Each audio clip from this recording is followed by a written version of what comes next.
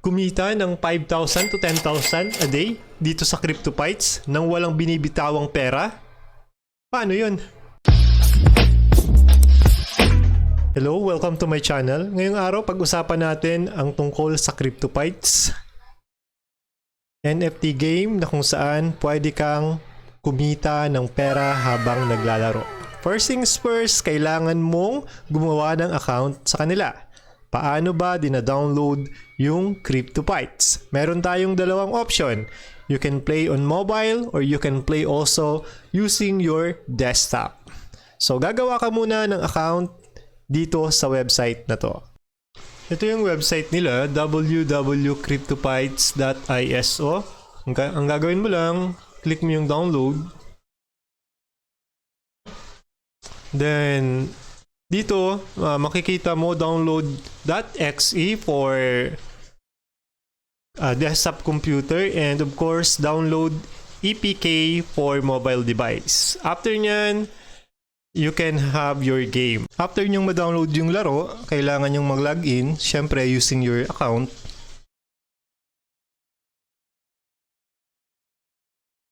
Login tayo.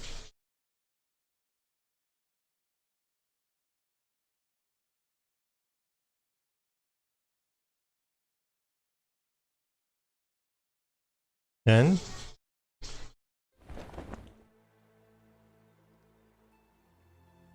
Dito ka gagawa ng character sa caravan. Then, pasok ka para gumawa. New fighter. Ako, ang dami ko ng fighters na nagawa. Meron kang 3 options. And these are dwarves, elves, and humans. So, here I will choose dwarves. I will choose from these options on how you will customize your character. So, ako I prepared, of course, male. Then skin tone. Minsan, I go with the default. Okay, let's go with the default for this tutorial. Then you will add strength. So, dito, of course, merong option. Ano ba yung unahin mo among these 3 attributes na meron ka? Ako, personally, I prepared strength. Dun sa iba kong character, I usually choose strength over these 2 attributes kasi para mas malaki yung chance ko na manalo sa laban, di ba? Then, of course, you can add 1. Still, 9 pa rin pala. Yun. Then, of course, yung name. Baliktarin lang natin yung drogue. Yep. Dito, you can customize your character's weapon, armor, or even yung offhand niya. Yung offhand din usually kapag may mga dual wielder kasi na weapons dito, wherein syempre dalawang kamay yung gagamitin, kaya nga dual wielder, di ba? Then kapag isa lang naman, pwede kang maglagay ng other weapon dito sa offhand. Then let's start. Kung saan pwede kang pumasok, dito portal. Ito yung PvP. This one. Then of course the skill tree, kung saan pwede kang mag-apply for different attributes habang ikaw ay nag-gain ng level. Then, of course, Hall of Memories. Dito nakalagay yung iba't ibang fight modes mo. And of course, your loots. Dito rin yan. Naka-record lahat yan dito. Then, itong quest stone, hindi ko pa to na-unlock. Kahit dun sa iba't ibang player, sa iba't ibang fighter ko, hindi ko pa rin siya na-unlock. Yung pinakamataas ko is level 10. Level 10. Then, dito sa dungeons, of course, dito ka papasok if you want to go farm. So, ito yung tinatawag nilang farming. Dito ka maaaring makakuha ng iba't ibang loots. Bawat stage dyan, yan, merong possible rewards. Given yung experience, of course. Kapag level 1 ka, say for instance level 1 ka, then dito ka pumasok, so magigain ka ng experience. Pero say for instance nakapag level up ka na, then pumasok ka dito sa level 1 ulit, so wala na siyang experience. You will only gain loots. Yun. So subukan natin. Pasok tayo. Again, this is not player versus player mode. It is a farm boot na kung saan maaari kang mag-gain ng loot. Then of course, dito sa una, kung sino ang may pinakamataas na roll dice, siya yung unang titira. Yan. Okay, mag-roll siya ng dice. Yun. So ako mag-roll ng dice. Kasi yung fight mode dito depende sa dice score. Yan. At least 8, yung dice score ko is 14. Yung second roll niya, yun yung magiging damage mo. Yun. Diba? So, nakuha ko 14. Nakuha ko yung 14. At least 8 yung requirements para makapag-hit ako. So, yung second roll ng dice, that will be your damage. And of course, ang swerte naman ito, nakakuha agad ako ng common. So, out of 100%, 30% lang yung possibilities makakuha ka ng common item. Then, nakakuha ko ng common item. So, masyadong maswerte to. Then, we'll continue. Of course, nakakuha na tayo ng sapat na experience. Then, pupunta tayo sa level up. Kung saan, magdadagdag tayo ng skills. So, papasok siya dun sa skill tree. Continue. So, dito meron kang option. Yung tulad nga kanina, the strength, intelligence, and of course, dito, dexterity. Kung saan, usually dito yung mga good what do you call this, long range weapon, ito yung inuuna nila. When it comes naman sa short range weapons such as sword, axe, mace, so dito ka sa strength. Dito naman mga side attributes na lang to, passive attributes, pero yung iba nagagamit naman. So it has something to do with damage and of course your say for instance, yung sa pag-roll ng dice. So, malaking factor to. Unahin natin. Inuuna ko talaga lagi ito. Then, it will be unlocked. Yun. That will be the bonus HP score natin. So, madadagdag yun sa score natin, sa buhay natin. Say for instance, kanina kung 11, so plus 2, yun. So paano ka ba magigay ng pera dito? That will be the very interesting question dito, di ba? Paano ka kikita sa larong ito? Okay? Balik tayo dito. Meron silang tinatawag na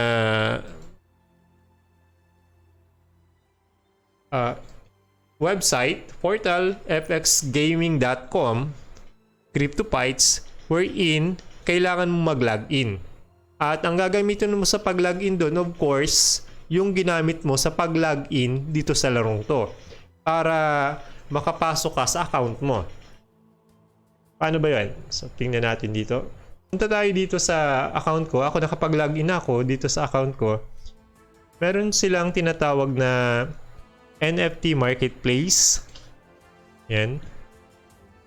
Yung website portal fxgaming.com or just type fxgaming.com. Then you log in mo yung account mo, then you will be redirected into this dashboard.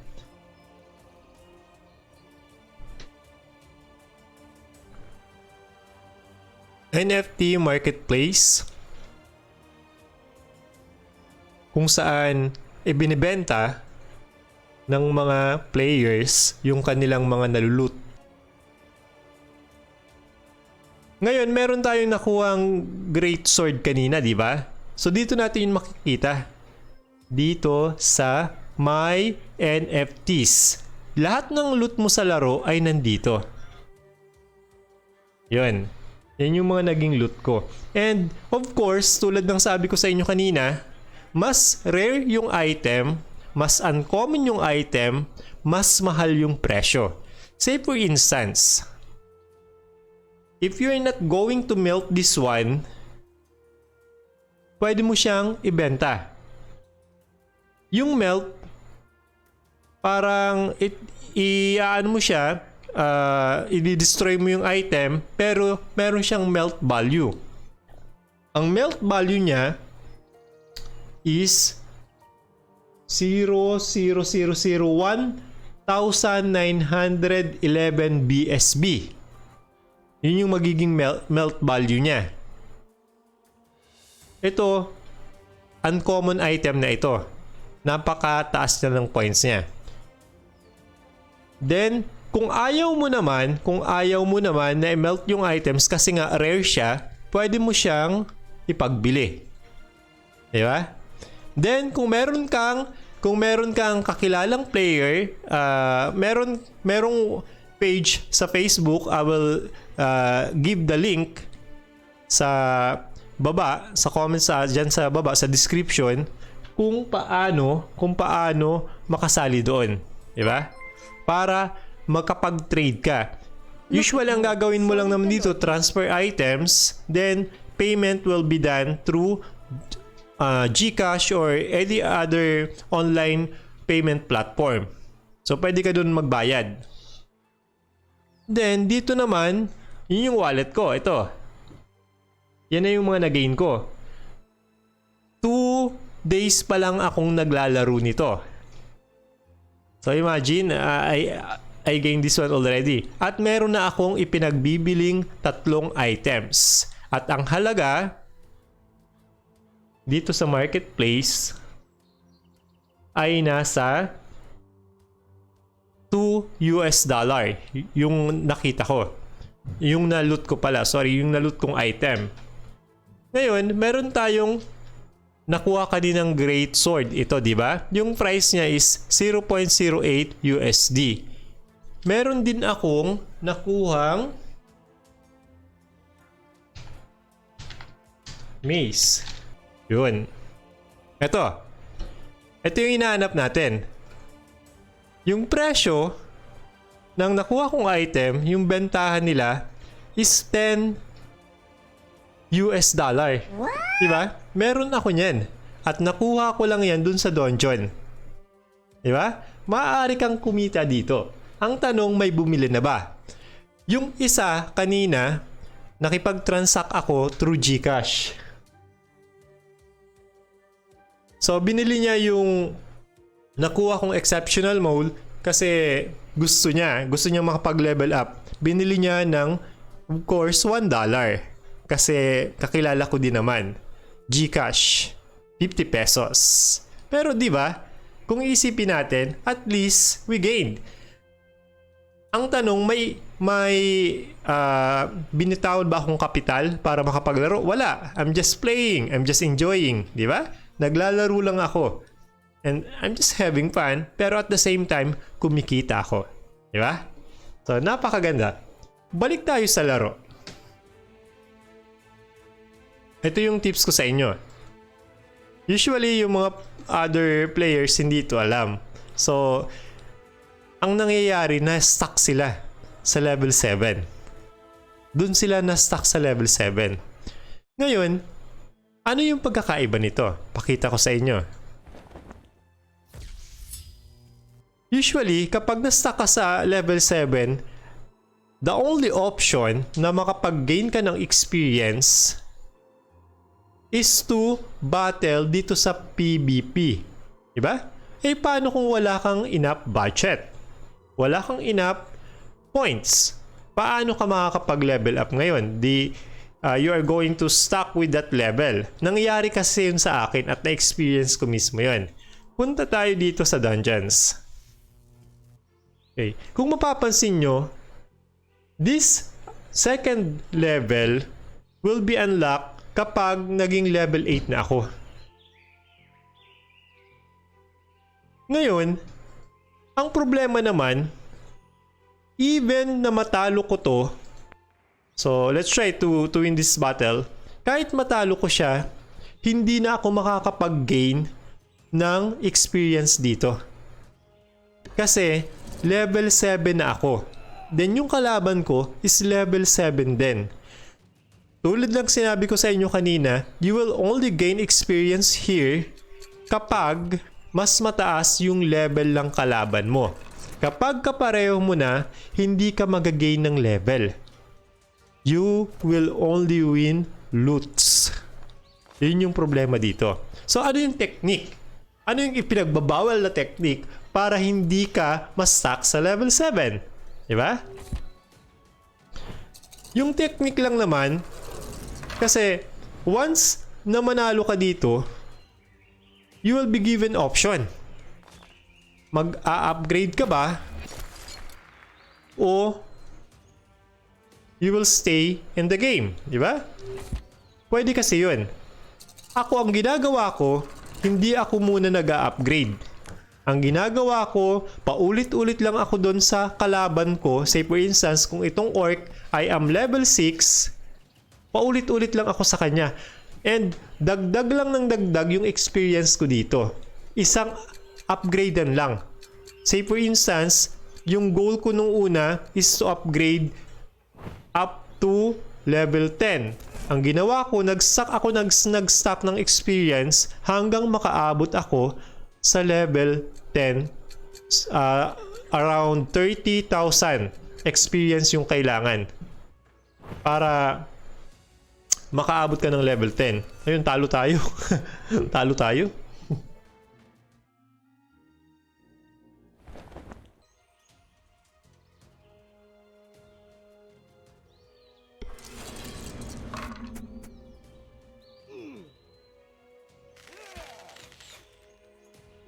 Dito naman sa kung sino yung unang titira, syempre, by default, they need to, both players should roll the dice. Kung sino yung may pinakamataas, siya yung unang titira. Pero usually, it has something to do with your intelligence and dexterity. So still, we managed to win the game. Okay, ito yung sinasabi ko sa inyo. Tingnan nyo to ah. If I click continue, may lalabas na level up. So you will be given option, nasa level 3 tayo, di ba? You will be given option kung mag-upgrade ka or you will press escape sa keyboard mo kapag nasa PC ka and back button dun sa Android phone. Di ba? Pag nasa mobile device ka. Piliin natin yung escape. Yan. So, hindi ako nag-upgrade. Hindi ko nagastos or na-spend sa pag-upgrade yung experience ko. Ngayon, kapag bumalik ako sa dungeons, still, nandito pa rin tayo. So, hopefully, nakatulong tong videos na to sa inyo on how you are going to play Cryptofights at the same time kung paano ka kikita. Diba? Again, kung nagustuhan mo tong video ito, konting lambing naman, kaibigan, pwedeng pa-hit ng subscribe button sa baba at pa-like na rin at konti pa pwedeng pa-hit ng notification bell para updated ka sa mga bagong videos ko. Maraming salamat sa iyo at ingat ka palagi.